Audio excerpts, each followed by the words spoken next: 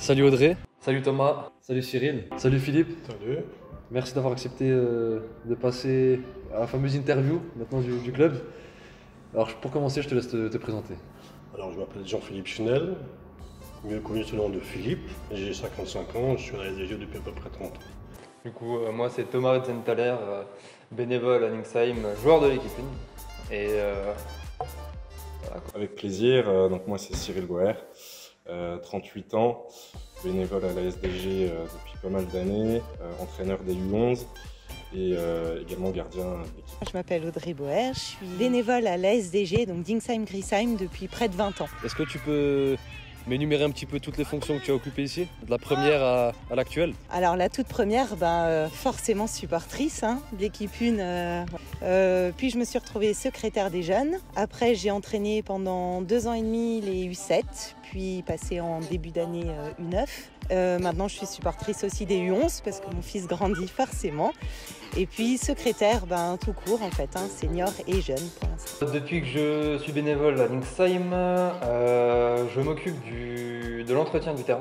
Tout ce qui est traçage de ligne, monter les filets pour la coupe du terrain le vendredi. Sinon je me suis occupé aussi des survêtements de l'équipe 1 et sinon voilà. Quelle fonction j'ai appris à jouer au foot ici depuis l'âge de 5-6 ans en débutant.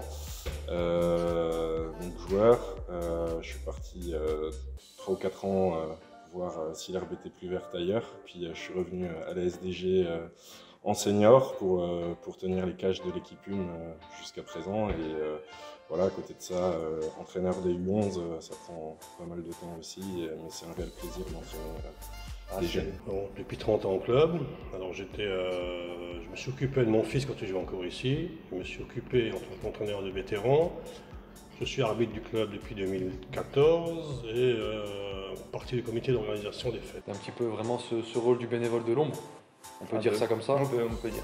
Qu'est-ce que ça fait pour toi d'être un petit peu ce bénévole de l'ombre qu'on met pas forcément souvent en avant, pas parce qu'on ne le veut pas, mais parce que c'est un petit peu ce rôle-là qui veut ça aussi?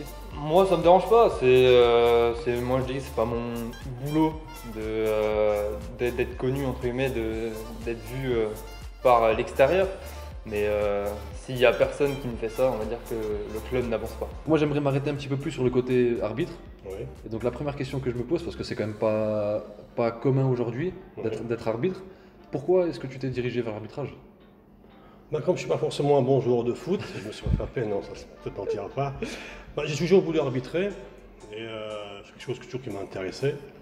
J'aurais même su, j'aurais même commencé plus tôt. Et puis non, c'est quelque chose vraiment que j'avais envie de faire, et donc je me suis lancé. Comme en plus que le club cherchait les arbitres, je me suis engagé, et puis depuis 2014, j'arbitre. Depuis 2014. Depuis 2014. Être arbitre aujourd'hui, qu'est-ce que ça procure? Parce que on entend 2004, pardon. 2004. Ouais. Excuse-moi. Qu'est-ce qui, toi, t'a amené à ce poste de gardien de but? J'aimerais m'arrêter un petit peu là-dessus parce que c'est vrai qu'on dit souvent que c'est un poste particulier. Tout le monde ne peut pas faire gardien. Et j'ai côtoyé des gardiens qui ont évolué à certains niveaux, qui m'ont toujours dit ce poste, c'est rarement nous qui le choisissons, c'est souvent le poste de gardien qui nous choisit nous.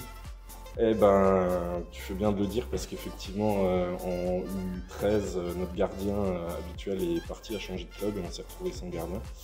Et on a fait des tests, puis j'ai essayé, puis ça m'a plu, puis j'étais pas trop mauvais, donc voilà, c'est l'histoire du gardien à commencer. Si tu devais décrire la SDG en quelques mots et faire le lien avec un souvenir qui restera gravé pour toi? Quelques mots. Moi, je pense que c'est vraiment un grand club au niveau esprit de famille, au niveau ambiance. Le premier, convivialité. Je pense que notre club, il est connu pour ça. On a vraiment une grosse équipe de bénévoles. On a vraiment ce côté famille, en fait, à la SDG. Évidemment, je vais dire le mot sport quand même, parce qu'on est quand même dans un club de foot. C'est vrai que la convivialité et la bonne ambiance, c'est vraiment des choses qui sont très importantes pour passer un bon moment.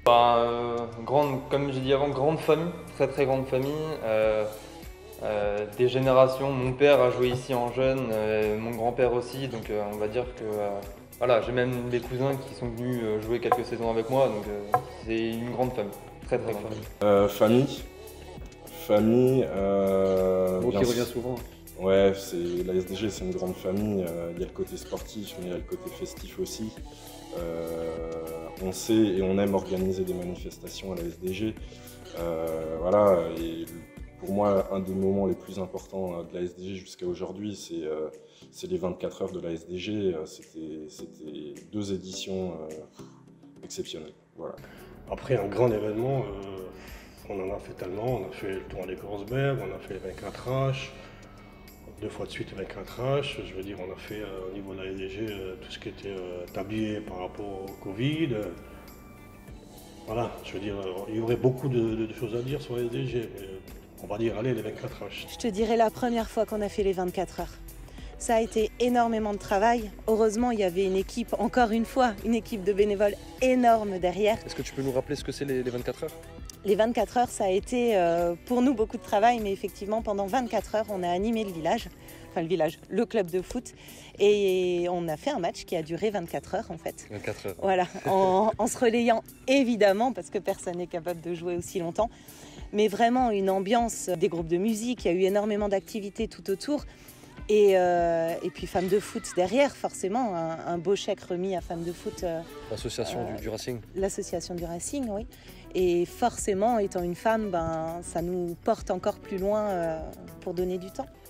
Avant qu'on se quitte, petite question un peu plus marrante pour toi. Dis-moi.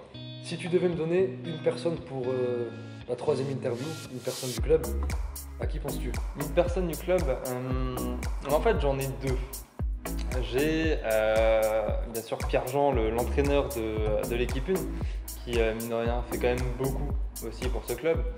Et le deuxième, c'est un joueur de l'équipe 1 aussi, c'est Florian Lobstein, qui est on va dire un modèle pour tous les jeunes dans ce club. Donc voilà. Je pense que Philippe Schnell, j'aimerais beaucoup le voir à ma place. Ouais. Donc j'aurais un nom en tête, malheureusement cette personne n'est plus là, je pense à Marie-Charlotte, qui est malheureusement décédée, Si tu peux rappeler mais qui rapidement avait vécu une place importante ici au niveau du club, parce qu'elle a géré plus ou moins le club Rouge, qui nous a quittés, je raconte pas de bêtises, il y a 3 ans.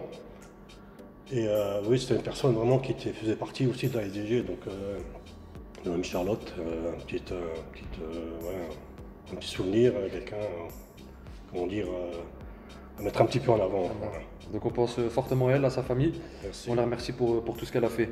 Merci à toi Philippe d'avoir accepté l'interview, très intéressant Voilà. pour parler de l'arbitrage. Merci à toi. Oui.